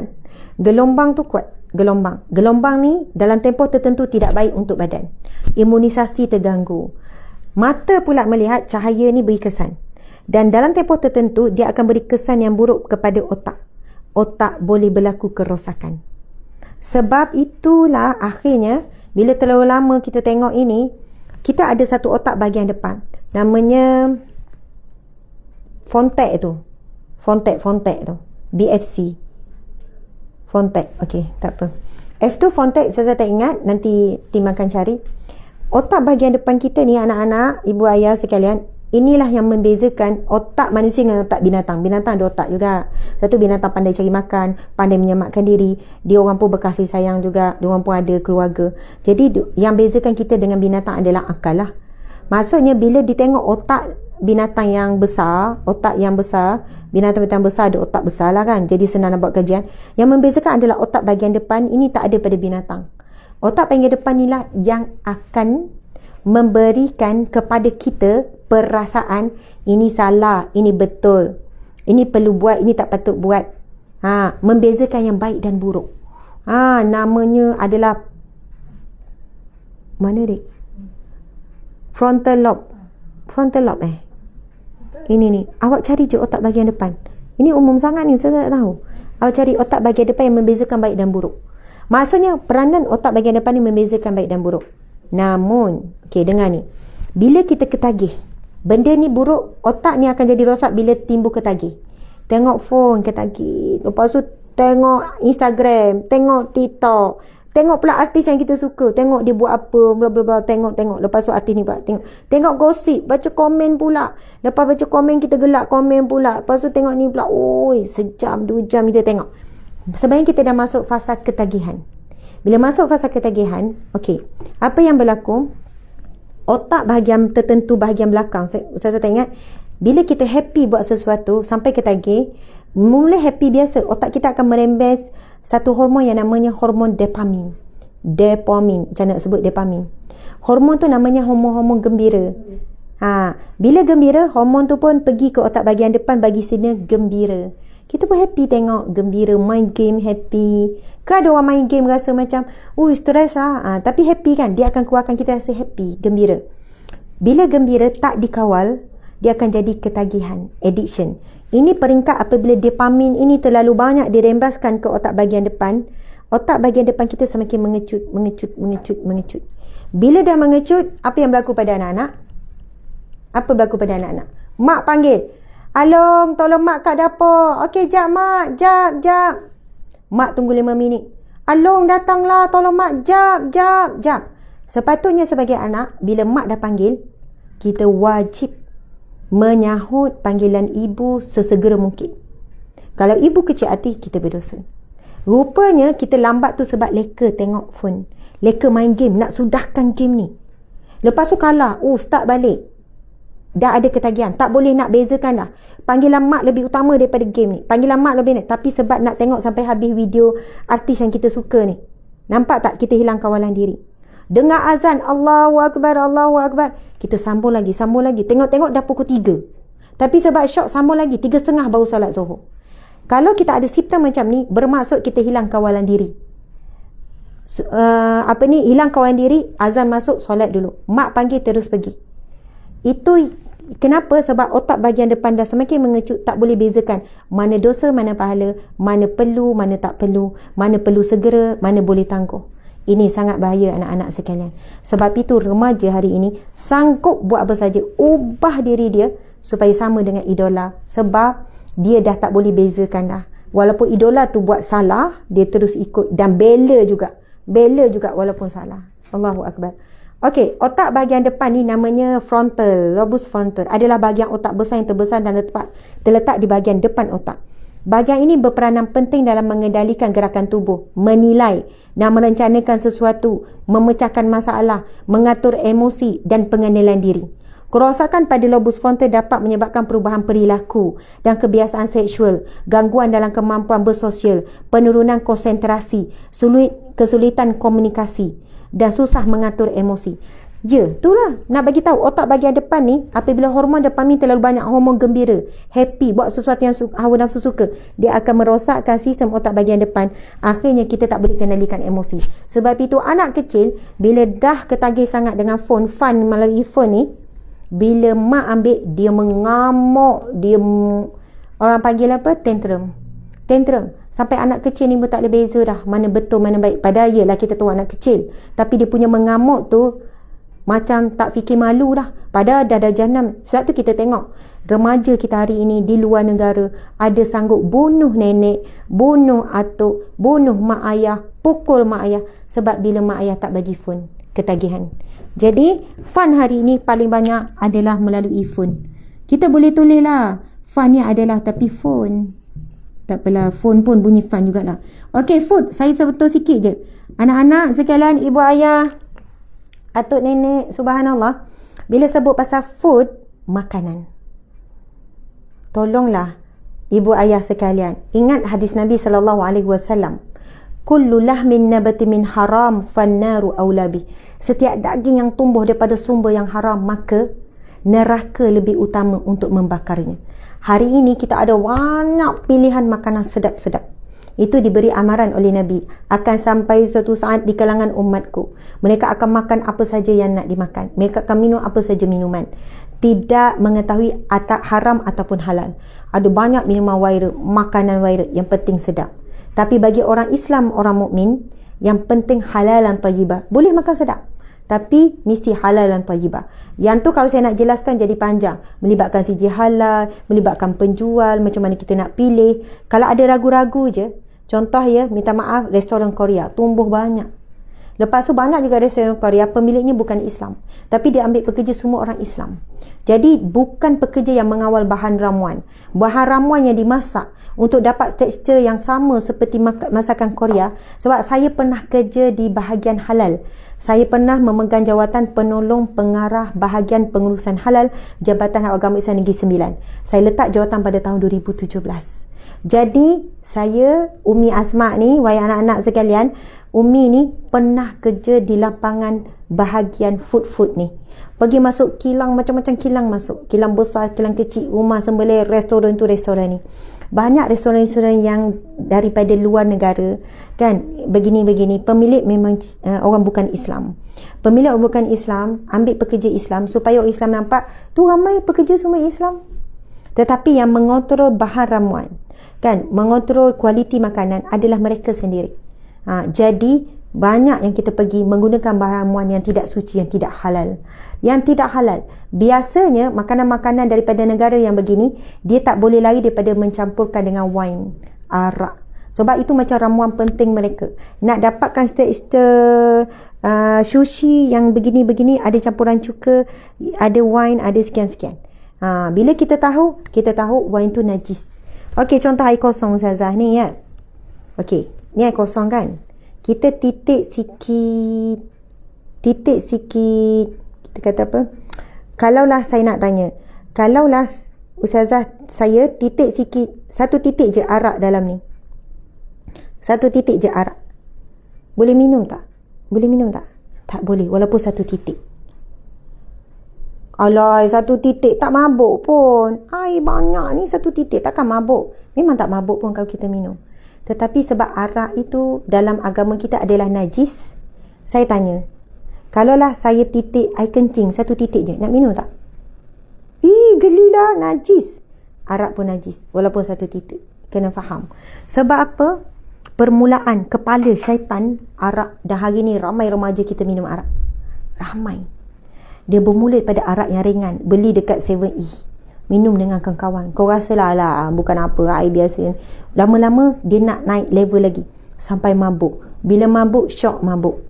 Tak payah fikir apa, rasa macam menerawang, rasa gini, syok mabuk. Akhirnya sebab itu arak bermula kepada banyak lagi maksiat lain. Lepas tu berzina tanpa sedar, ini, itu, ini. Dah terlibat, alang-alang terlibat, dia pun pergi teruskan saja. Dengan fikir apa? Nanti taubatlah. Sampai masa berhentilah. Muda lagi, muda sekali. Tapi mati anytime, anywhere. Mati bila masa dan di mana sahaja. Okey. Jadi food ni umum macam tu. Saya nak sentuh. Masa kita dah lebih dah 10 minit ni. Seks. Nak sentuh bab seks. Okey. Anak-anak, adik-adik, ibu ayah, ini tajuk kita adalah cabaran remaja hari ni. Okey. Nak ni. Saya minta izin minum sikit air ya. Bismillahirrahmanirrahim. Okey, saya nak share doa minum air. Sebab ramai yang menonton pelajar-pelajar ni. Sebab apa? Ini anjuran Persatuan Puteri Islam Negeri Johor. Lepas tu, ya guru-guru dia meminta pelajar-pelajar tengok melalui phone. Memang bagus sangat lah. Phone ni bukan semua tak bagus, ada baiknya. Tapi yang tak baik tu lagi banyak, lagi kuat tarikan berbanding yang baik. Jadi pelajar-pelajar yang daripada Johor ni yang terlibat ni, mereka tengok melalui phone sebab di Johor hari ni cuti, hari Jumaat kan. Sebab tu dia orang tengok melalui phone mak ayah boleh jadi. Jadi subhanallah, air ni kan air kosong ya, air kosong. Amalan Ustazah, amalan saya, anak-anak sekalian, bila nak minum air, Ustazah baca doa air zam-zam. Doa air zam-zam ni daripada Ibnu Abbas. Siapa Ibnu Abbas? Ibnu Abbas ni sepupu Nabi, sahabat Nabi. Ketika Rasulullah meninggal, Ibnu Abbas baru umur 13 tak silap. Betul. Sebab ketika hijrah, Ibnu Abbas baru umur 3 tahun. Jadi lepas hijrah kan umur Nabi 10 tahun. Jadi umurnya masa Nabi meninggal baru 13 tahun. Dia selalu juga duduk rumah Nabi. Sebab mak saudaranya, nama apa mak saudara dia tu? Maimunah tu mak saudara Ibnu Abbas, salah seorang isteri Nabi. Okey, jadi panas lah pula mana ni? Remote. Ni. Okey, salah seorang daripada isteri Nabi. Jadi Ibnu Abbas ni sangat rapat dengan Rasulullah. Ini antara sahabat Nabi dan sepupu Nabi yang Nabi pernah peluk sampai ke dada. Nabi peluk dan Nabi sapukan kepala. Sangat rapat dengan Rasulullah. Jadi doa Ibnu Abbas bila nak minum air Zam-Zam. Jadi kita walaupun tak ada air Zam-Zam boleh minum juga, boleh juga baca ni. Doanya Bismillahirrahmanirrahim. Allahumma inna nas'aluka, ya Allah kami mohon kepadamu ya Allah, ilman nafi'an, ilmu yang bermanfaat, wa rizqan wasi'an, rizki yang luas, wa shifaan min kulli da'in, dan kesembuhan daripada segala penyakit.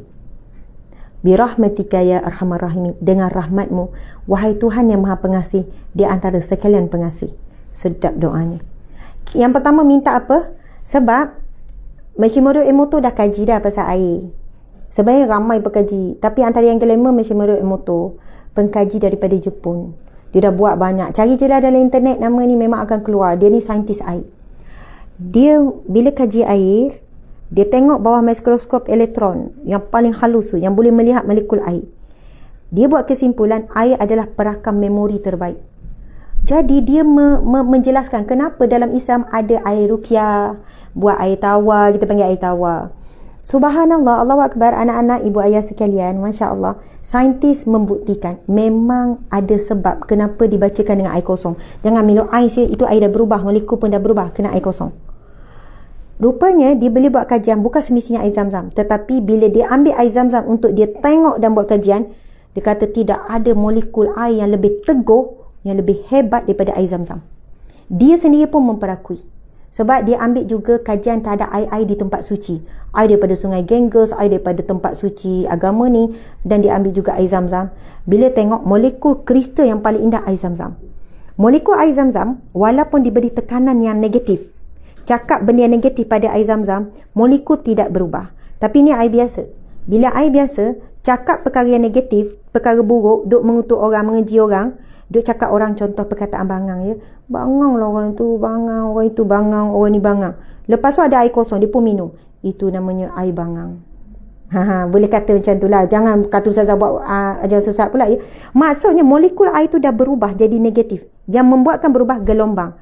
Bila kita cakap perkara yang buruk, gelombang buruk keluar, dia beri kesan pada air. Bila saintis tengok, bila cakap perkara yang negatif, molekul air jadi macam gelap, hitam, macam berlumpur. Macam memang tak cantik. Tapi air tak berubah. Air nampak warna sama. Tapi molekul tu jadi pecah, tak cantik. Dia mempengaruhi bila kita minum. Sebab itu Islam ajar Bismillah. Ibnu Abbas nak minum air, baca doa tadi. Kita minta apa? Ilmu yang bermanfaat. Ilmu bermanfaat ni ilmu yang boleh memandu kita. Ilmu yang boleh kita jadi lebih baik. Ilmu yang kita boleh membantu kita, akal kita jadi kuat, powerful bila ilmu bermanfaat. Ini salah, boleh tolak terus. Ini tak elok, terus scroll. Tapi ramai remaja bila tengok phone, tak boleh nak, dia terhenti kepada benda-benda yang menarik hawa nafsu. Tengok perempuan seksi, tengok perempuan gedik-gedik, tengok seksi-seksi. Jadi mata terlihat, jari pun tekan lagi, tekan lagi, tekan lagi. Bahaya. Tapi bila ada ilmu bermanfaat yang boleh jadi tapis, ilmu tu yang memimpin kita, bukan hawa nafsu. Sebab tu kena minta ilmu yang bermanfaat. Ilmu, kita nak buat apa pun kena ilmu. Nak buat karipat tak ada ilmu tak boleh buat. Nak buat apa lagi, semua kena ilmu. Ilmu yang bermanfaat. Lepas tu minta apa? Rizqan wasi'an, rizki yang luas. Kita jangan minta rizki yang banyak. Sebab itu doa pasal rizki, tak ada minta rizqan kasiran, tak, rizqan wasi'an. Rizki yang luas ni, dia luas tak luas ni macam mana? Kalau banyak tinggi, luas ni seluas mata memandang. Dan rizki yang luas, dia maksud juga rizki yang dikongsi dengan ramai orang. Lepas tu wasyifaan min kulli da'in, kesembuhan daripada segala penyakit. Ustazah, saya pun ada sakit saya. Tetapi alhamdulillah, tidak sakit itu menjejaskan saya untuk ceramah, untuk berdakwah. Sebab apa? Alhamdulillah dengan beramal, insya-Allah dengan doa, umpama doa Ibnu Abbas ni, daripada riwayat yang sahih. Apa dia? Wasyifaan min kulli da'in, kesembuhan daripada penyakit. Penyakit zahir, penyakit hati, penyakit akal kita. Jadi saya nak minum air, kita baca bismillah. Allahumma inna nas'aluka ilman nafi'an wa rizqan wasi'an wa shifaan min kulli da'in wa tijaratan lan tabur bi rahmatika ya arhamar rahimin. Allahu akbar.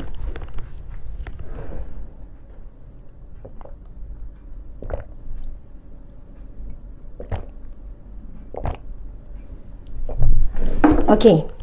Kita dah share tu kaedah tu. Doa perisai. Ad-du'a'u silahul mu'minin, sabda Nabi. Doa senjata orang mukmin. Kalau nak cakap ustazah cerita yang benda menakut-nakutkan ni, apa yang perlu dibuat? Doa. Jangan pandang remeh pasal doa. Ramai ibu bapa yang istiqamah dengan doa, anak dia bila nak buat benda yang buruk, Allah tunjuk. Ada je sampai, ada je dia tahu. Maksudnya ada halangan je anak tu nak buat benda buruk. Subhanallah, ini memang benar. Ramai ibu bapa share dengan saya. Sebab dia kata, ustaz, saya tak tahu anak saya kat universiti buat apa, kawan dengan siapa, terlibat dengan persatuan mana.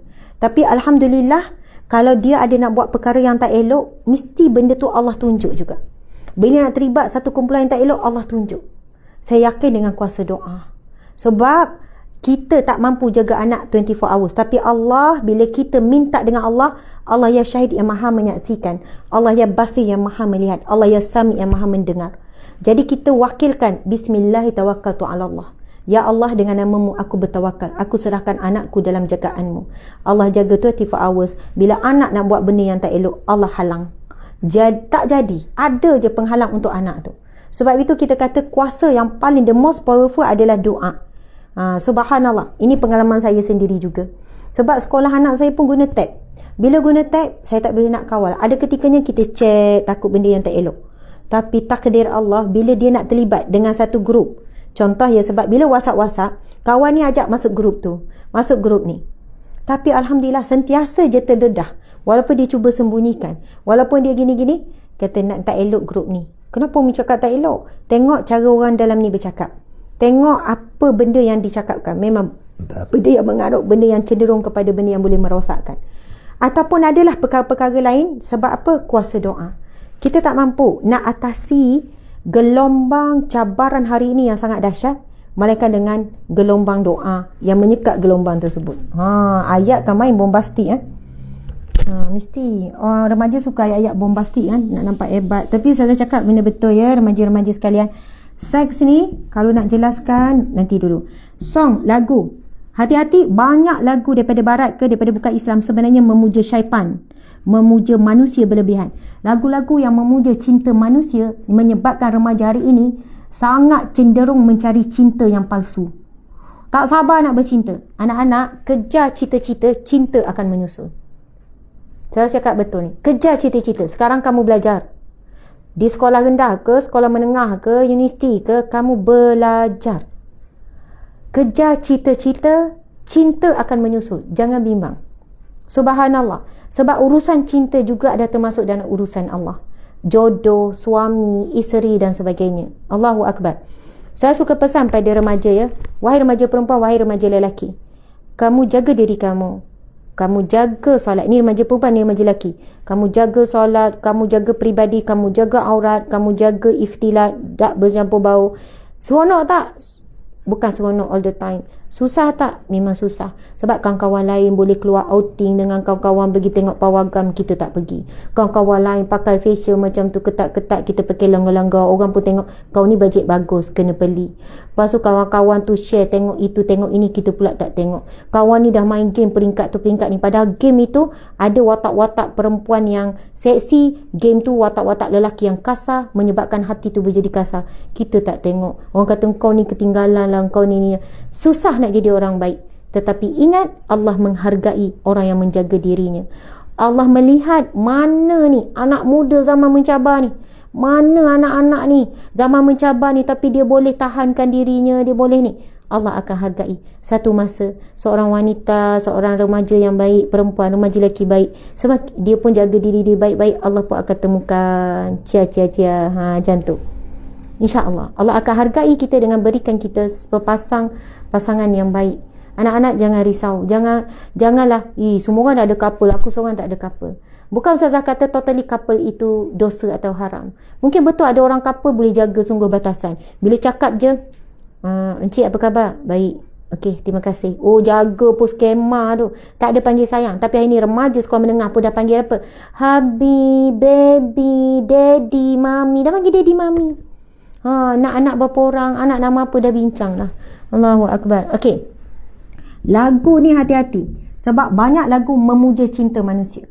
Bila memuja cinta manusia berlebihan, memuja wanita, memuja lelaki, memuja cinta manusia, akhirnya generasi hari ini merasakan kebahagiaan itu terletak pada cinta. Cinta adalah satu kuasa yang luar biasa. Bila kita jatuh cinta, Ustazah pernah kan? Pernah mengalami. Ya, sebelum nikah jatuh cinta dengan encik suami sekarang. Masa bertunang, nak kontrol gelora cinta tu bukan senang. Sebab cinta terletak pada hati. Hati adalah raja. Apabila hati ditawan, maka seluruh anggota badan pun ditawan. Kita kena faham. Cinta letak di mana? Di otak ke? Tak. Pada hati. Bertakhta di hati. Bila bertakhta di hati, dia menawan tempat utama. Raja-raja. Kalau satu rakyat, satu masyarakat, satu negara, raja ditawan, rakyat semua ditawan. Jadi bila hati ditawan, semua ditawan. Maksud ditawan, tulis pun dah tak boleh kontrol sebab panduan adalah hati. Fikiran pun tak boleh kontrol sebab hati ni.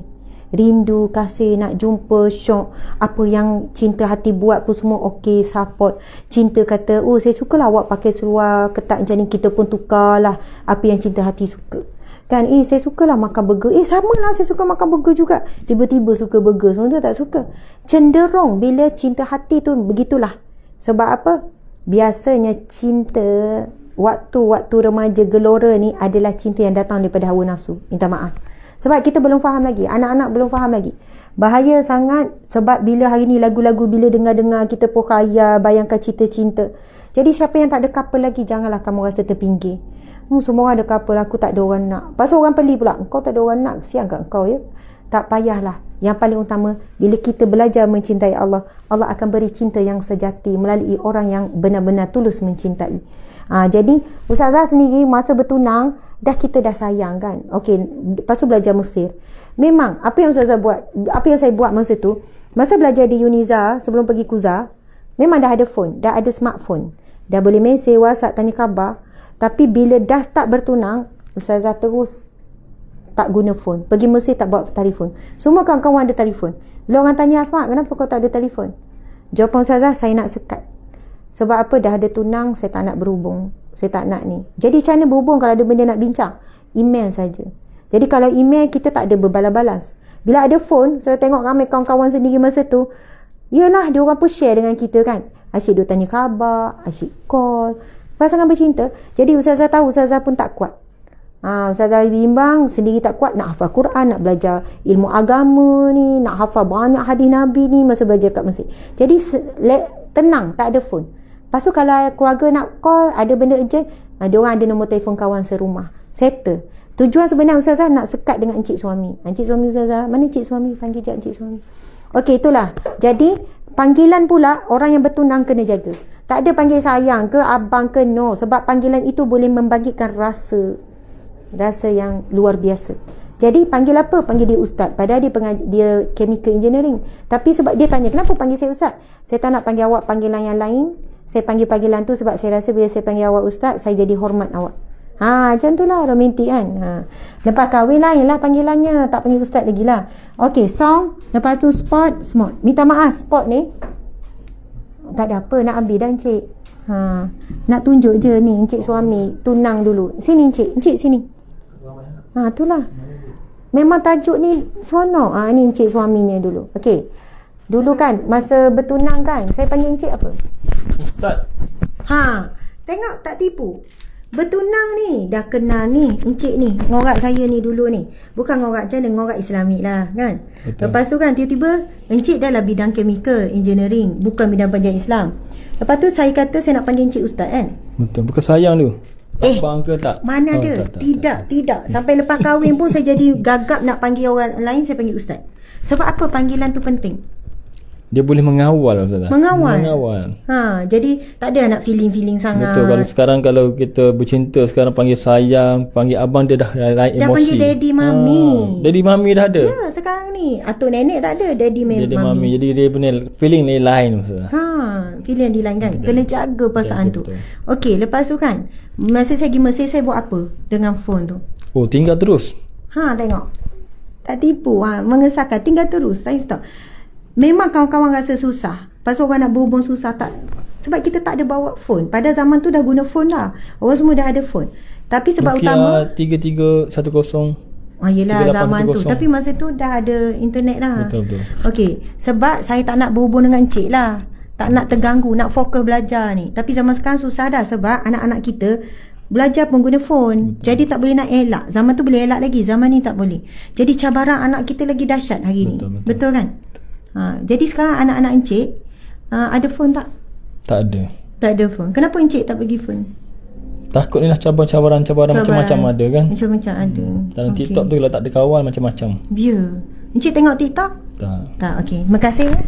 Itu je. Encik boleh berlalu. Terima kasih. Oh, bayarannya adalah di akhirat, iaitu pahala daripada Allah. Okey, subhanallah, muslimin muslimat. Ni nak sudah ni, pukul 12 dah. Okey, sport ni sebenarnya sukan tak ada masalah. Saya pun suka bersukan. Jogging, berenang, apa lagi sukan dia? Hiking, semua tu okey. Tapi masalah hari ini perasan tak? Atas dasar sport, lelaki perempuan bergaul bebas. Perempuan duduk main terkinjal-kinjal, lelaki tengok. Sebab sport, contoh berenang, orang Islam kita masuk suka renang pun, yang lelaki pakai ketat gelemat, nampak semua. Yang perempuan pun pakai ketat gelemat, daripada atas sampai bawah nampak semua. Kita dah baca hadis tadi tu. Berkenaan dengan Nabi kata, golongan yang akan masuk neraka dan tak cium bau syurga. Wanita berpakaian tetapi telanjang. Atau dalam nama sport, kadang-kadang kita fikir pun, apa kaitannya, minta maaf ya, contoh sport basikal, kenapa kena pakai ketat gelemat macam tu? Sampai kalau saya sendiri dekat Seremban ni kan, hujung minggu ke hari biasa, orang yang serius, mungkin dia wakil negara ke wakil dunia lawan dengan planet-planet lain pun kita tak tahulah, tapi saya rasa macam orang awam tapi pakai juga. Maksudnya, kamu pelik tak? Main basikal tapi pakai ketat daripada atas sampai bawah. Kalau kita fikir, tak rasa macam melekat dan tak rasa terganggu ke? Padahal kita fikir apa kaitan pakai, mungkin ringan sikit kot, jadi basikal tu jadi lagi laju sebab ringan. Kita tak tahulah macam mana. Tapi atas dasar sport, musuh-musuh Islam ini mencipta reka pakaian. Okay, sukan ni pakai macam ni, sukan ni pakai macam ni, sukan ni pakai macam ni, sukan ni pakai macam ni. Akhirnya kita pun kena ikutlah skema yang telah ditetapkan oleh kelab sukan dunia ni, apa gini. Dan kalau tak ikut peraturan tu, maksudnya reject, tak boleh masuk. Akhirnya atas dasar sport, ramai mana agama digadaikan, agama tergadai sebab sport, demi mengharumkan nama negara, mengharumkan nama ni, nama sekian-sekian. Sebab tu bila anak-anak kami di sekolah minta bila masuk sport, pilih catur, pilih sport-sport yang boleh terjaga. Tolong ibu bapa kawal tengok pakaian anak kita ketika bersukan. Sebenarnya sukan tak ada masalah. Saya pun swimming, saya pun buat minum etil rasa, tetapi tetap memakai pakaian yang longgar, pakaian yang labuh supaya tetap terjaga. Jogging juga petang-petang. Main juga basikal. Main basikal bukan dalam taman je. Kadang kami angkut basikal pergi main kat luar dengan anak-anak semua, tapi pakaian yang sesuai lah. Jangan pakai, kalau basikal tak boleh pakai jubah lah, nanti kan masuk dalam rail tu. Okey, subhanallah. Sport ni menyebabkan ramai orang tak solat sebab sukan. Waktu-waktu sekian-sekian. Lepas tu nak buat persiapan lagi, nak itu, nak ini lagi. Nauzubillah. Bergaul bebas sebab sport. Laki perempuan main sama-sama atas dasar semangat kesukanan. Sebab itulah, sama ada tingkat sekolah ke, universiti ke, Astaghfirullahaladzim, saya ingat lagi masa sekolah menengah, adalah, saya tak sebut kat mana ya, bila campur-campur wakil-wakil sekolah, lepas tu adalah pemain sport perempuan yang pakai ketat sikit, lelaki bersiul-siul, ramailah pula penonton lelaki, bagi support kononnya, tapi sebenarnya sedang memerhatikan apa yang terlindung, tersingkap ketika bermain macam tu. Okey, smoke ni adalah asap. Rokok tu ada macam-macam benda, kita tahu hukum merokok macam mana, tetapi asap ini sebenarnya boleh pergi shisha, boleh pergi kepada ni, dan memang yang merosakkan dalaman dan juga luaran. Okey, tak apa. Penutup seks, anak-anak, adik-adik, muslimin muslimat, ibu ayah sekalian, seks adalah tarikan yang paling dahsyat hari ini. Dia masuk melalui lagu, dia masuk melalui filem, dia masuk melalui drama, dia masuk melalui TikTok, joget-joget apa semua. Bermula daripada melihat. Dia bermula daripada melihat dulu. Kan, melihat benda-benda yang ringan, melihat benda-benda yang memang nafsu, memang suka. Dorongan-dorongan. Akhirnya pergi jauh. Akhirnya berzina. Na'udzubillah min zalik. Mula-mula rasa bersalah, lama-lama rasa biasa. Sebab apa? Dengan ayat Allah Maha menerima taubat. Ayat-ayat itu ayat-ayat berangan untuk membenarkan apa yang ni. Oh, dah terlanjur, ayatnya terlanjur. Tetapi sebelum terlanjur, dah sengaja dulu menempuh jalan sebelum terlanjur. Dia tak akan tiba-tiba je berzina. Dia ada muqaddimah. Sebab itu firman Allah, la taqrabu zina, jangan kamu mendekati zina. Saya sendiri dihadapkan dengan pelbagai aduan anak-anak terlibat zina daripada sekolah rendah. Tingkatan 1 dah mengandung. Bila dah mengandung, macam mana nak buat? Terlanjur pula dengan sepupu. Dah terlanjur dengan sepupu mengandung. Bila lahir, anak ni diberhentikan sejak sekolah supaya orang tak tahu. Bila dah lahir, mak pun jaga. Jadi sebenarnya mak jaga tu adalah ni. Ini memang antara kisah-kisah benar. Subhanallah, Allahu Akbar. Mak jaga bila orang kampung tanya, ni anak siapa? Ambil anak angkat. Tapi sebenarnya itu cucu dia. Itu bukan anak angkat. Dan anak kecil ni membesar menyangkakan bahawa ibu dia ni adalah adik-beradik, panggil kakak. Sebab apa? Beza umur 13 tahun je. Sebab apa boleh terlibat dengan sepupu apa? Sebab ibu bapa fikir, alah sepupu dia orang main sama-sama, alah saudara, alah bapak saudara. Banyak mana bapak saudara buat pada anak saudara sampai mengandung, bapak sendiri dan sebagainya. Cuma sekarang ni berita-berita macam ni walaupun ada, sentiasa semakin bertambah sebenarnya, sumber amaran bertambah. Anak zina, bayi dibuang semua semakin bertambah, bukan berkurang sebab akhir zaman. Tetapi berita tu dah tak jadi sensasi dah. Sebab dah biasa. Dulu mula awal-awal dulu bayi dibuang heboh. Ini dibuang heboh. Ingat tak dulu kalau dekat kampung lah ada seorang budak yang bebas terlanjur, oi, satu kampung riuh, rasa macam bala Allah turun, rasa macam dahsyatnya. Tapi hari ni berita-berita seumpama itu jadi biasa. Oh, yang tu ni, bahkan tak jadi sensasi dah. Memang itu hadis Nabi, akhir zaman zina itu berleluasa dan dibuat secara terang-terangan. Apakah punca-puncanya? Tak boleh lagi. Media sosial. Walaupun kita kata okey, influencer ni walaupun seksi dia bukan apa gini. Saya tengok influencer lelaki contohnya bina badan, sado-sado ni, pakai baju, tak pakai baju, pakai singlet gini. Minta maaf, saya bukan tengok. Tapi ada orang yang Ustazah tolong tegur juga yang bina badan ni. Bila dia buat gitu, komen lucah banyak. Lelaki, perempuan, isi orang pun komen lucah. Komen lucah. Walaupun niat dia untuk ajar orang supaya bina badan, tapi dia sendiri kena tahu niat dia apa. Kenapa sampai nampak pusat? Kenapa nampak bahagian-bahagian yang perlu ditutup? Sebab itu Islam sendiri mengatakan lelaki menonjolkan, memamerkan tubuh badan. Ada yang mengatakan tetap haram walaupun dikatakan tidak aurat. Maksud tidak aurat tu jika terlihat dia tak berdosa, tapi bukan memperlihatkan badan dia dengan sengaja. Sebab benda tu boleh cenderung kepada apa? Rangsangan seksual. Tak buat seks lagi, tapi rangsangan dah ada. Gelora hawa nafsu dah dicuit. Bila dah selalu tercuit, dia semakin berkembang, dia semakin bergelora. Bila ada peluang je, susah nak kawal. Sebab gelora tu dah ada lama. Sebab itulah rangsangan-rangsangan ini ada di mana-mana. Pergi shopping komplek, tengok perempuan seksi, nenek orang pun pakai legging ketat terangsang. Subhanallah, itu namanya rangsangan seksual. Dan saya tutup dengan satu analogi. Contoh ya, ni ikan. Ni ikan goreng gemuk sedap. Ui, sedap. Ada seekor kucing yang sedang lapar. Lepas tu ikan ni pula ada dalam tudung saji. Dah lah tengah lapar. Ikan goreng ni pula ialah baru masak, lepas tu keluar bau. Ui, geramnya. Jadi kucing ni, saya nak tanya tuan-puan sekalian, dia akan usaha tak nak dapat ikan ni? Dia akan usaha. Oh, kalau kucing kat rumah mak saya, dia pandai buka tudung saji. Pandai. Dia pandai buka. Sampai kita kena letak tu, apa nama? Batu lesung. Lesung batu kena letak atas. Sebab dia memang pandai buka. Tahu-tahu je. Dan dia tidak kekesan. Oh, pandai dia. Okey. Lepas tu kan, dia akan usaha juga. Sebab dia dah terangsang. Kebetulan dia pula lapar. Lepas tu dah terangsang dengan ikan ni gemuk. Sedap. Okey, apa maksud yang nak disampaikan? Ramai wanita-wanita luar sana, dia cakap, siapa suruh tengok? Kau tengok, kau terangsang. Aku kan nak rangsang kau. Contoh je tu lah. Contohnya perempuan, anak-anak muda, anak-anak tua hari ni, mak-mak pun pakai seksi, ketat-ketat, zulumat, gelemat. Okey, lepas tu pergi. Bila orang tengok, dia tak suka tengok. Apa dia tengok? Bila ada orang lelaki bersiul, piwik, tengok atas bawah, dia marah. Tapi dia yang tunjuk. Kalau dia nak pakai seksi, pakailah dalam rumah tertutup, tak ada anak lelaki. Bukan dilarang, pakailah. Anda nak joget-joget, Ramai remaja kata, alah joget tu untuk kepuasan diri sendiri je. Buat joget-joget. Alah, kalau gerak sikit-sikit tu kita kata macam, okey lah. Nak kata okey pun tak apa-apa. Okey tapi okey lah. Tapi bila joget, liak lentuk, nampak bentuk badan, gaya gitu, buat muka gini-gini sampai orang puja, orang ni terpesona apa, tuan-puan sekalian, Masya Allah. Lepas tu dia jawab, untuk kepuasan diri sendiri je. Bukan untuk apa, Ustazah ni tu tak boleh, ni tak boleh.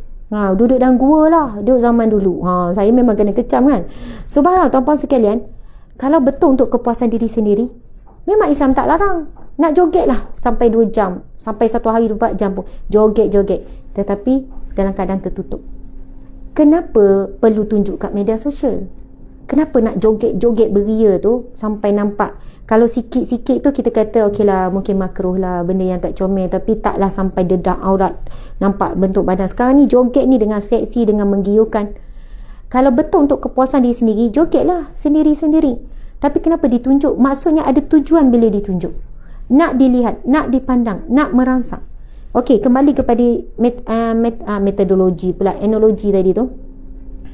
Bila ada wanita-wanita tak jaga diri, pakai pakaian ketat dan sebagainya, lelaki pun tak jaga diri pakai ketat sampai menarik perhatian, ada mata-mata yang memandang. Mata-mata ini bukan semuanya mata-mata orang yang boleh jaga diri. Ada mata yang memang hawa nafsu, yang berniat jahat, yang memang ialah mata yang liar, yang hatinya pun memang gelora nafsu. Akhirnya dia tengok wanita yang pakai seksi ni melalui YouTube ke, melalui TikTok ke, melalui apa, nafsu dia dirangsang. Tapi tak dapat yang ni. Sebab yang ni perangsang saja.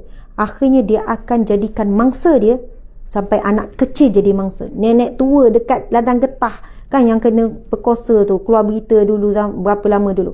Siapa-siapa yang tak kisah dah. Sampailah sanggup melanggan pelacur dan sebagainya.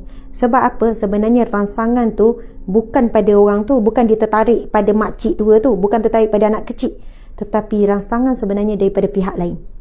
Sebab itu kita katakan sebenarnya gangguan seksual ada di mana-mana sekarang. Bukan hanya sentuh ke tak, gangguan seksual mata paling bahaya. Gangguan seksual ada di dalam telefon. Bila ada orang buat editing yang merangsang seksual, keinginan untuk lebih tu, itu gangguan tu. Sebab itu gangguan-gangguan ni perlu dikawal. Perlu ada pihak yang tegur, ada pihak bagi amaran. Sebab dia kata dia buat untuk dia. Dia kata untuk cari rezeki. Itu cara dia marketing, cara airline. Tapi dia telah memberikan kesan buruk kepada masyarakat, kepada ummah, kepada generasi. Sebab tu dia perlu disekat. Sebab dia pentingkan diri. Dia pentingkan dia dapat duit. Dia tak fikir kesan buruk yang dia buat kepada masyarakat dan ummah. Golongan seperti ini perlu dikekang. Nak kata banteraskan macam kasar sangat. Perlu dikekang, perlu dikawal. Perlu ada sentiasa pihak-pihak yang menegur. Sebab mengenangkan generasi akan datang.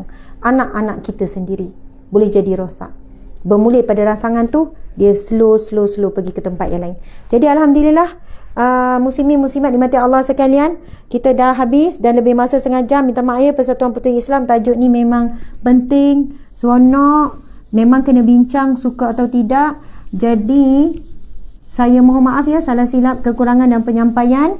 Kita kena ingat, ini antara cabaran 4F, 4S, fashion, film, fun, food, sex, song, sport, smoke. Okay.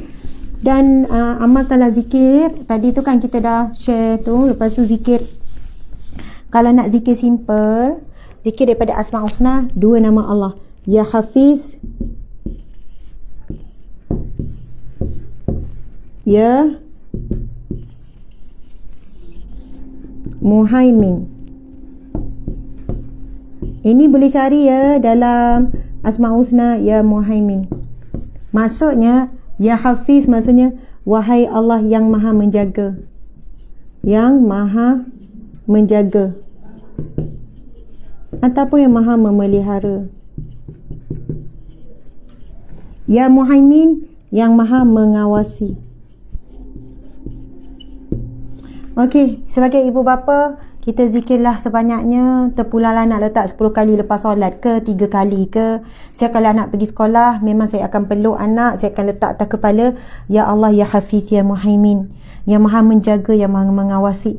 Dan aku serahkan anakku untuk dijaga dan diawasi olehmu, Ya Allah. Lepas tu lepaskan anak pergi. Masya Allah. Anak duduk asrama, dia duduk asrama, teringat kat anak tu, ya Allah ya Hafiz, jagalah anakku ya Allah, ya Muhaimin yang maha mengawasi, awasilah anakku ya Allah. Bila Allah yang jaga, anak kita nak terlibat benda tak elok, Allah halang. Kita tak mampu nak halang. Anak tu pun kita tak tahu dia buat apa sekarang, tapi Allah maha mengetahui. Allah ya Basir, maha melihat. Allah ya Syahid, maha menyaksikan. Allah ya Syahid, ya Basir, ya Sami, yang maha mendengar. Kalau anak kita duk plan-plan, cakap-cakap dengan kawan dia, nak buat benda tak elok, Allah maha mendengar. Kita tak dengar, kita tak tahu perancangan mereka, tapi Allah maha mengetahui. Jadi bila kita ni sebagai ibu ayah, anak-anak sendiri amalkan ni, ya Muhaimin, ya Hafiz, ya Muhaimin, ya Allah yang maha menjaga, ya Allah yang maha mengasihi, tolong jaga diriku ya Allah, aku tak mampu menjaga diriku, aku selalu tergelincir ya Allah kepada lembah maksiat, tolong ya Allah jaga diriku, ya Muhaimin yang maha mengasihi, awasi diriku. Jadi saya share banyak sebenarnya doa-doa, tapi kita tak sempat lebih masa banyak sangat.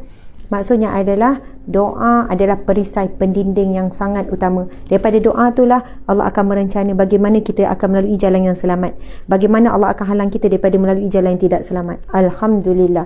Terima kasih banyak-banyak kepada penganjur, iaitu Persatuan Pergerakan Puteri Islam Malaysia Perhubungan Negeri Johor Darul Ta'zim, dan kepada semua masya-Allah guru-guru yang turut hadir, dan pelajar-pelajar sekolah yang turut hadir, dan siapa saja. Dan memang kehadiran tak dijangka, lebih kurang 5,000 lebih, dekat 6,000. Mudah-mudahan beri manfaat. Kongsikan lagi perkongsian ini seluasnya. Terima kasih. Wabillahi taufiq wal hidayah. Assalamualaikum warahmatullahi wabarakatuh. Minta maaf ya salah dan silap, kecil hati dan sebagainya. Okey. Selamat hari Jumaat, menunaikan solat Jumaat.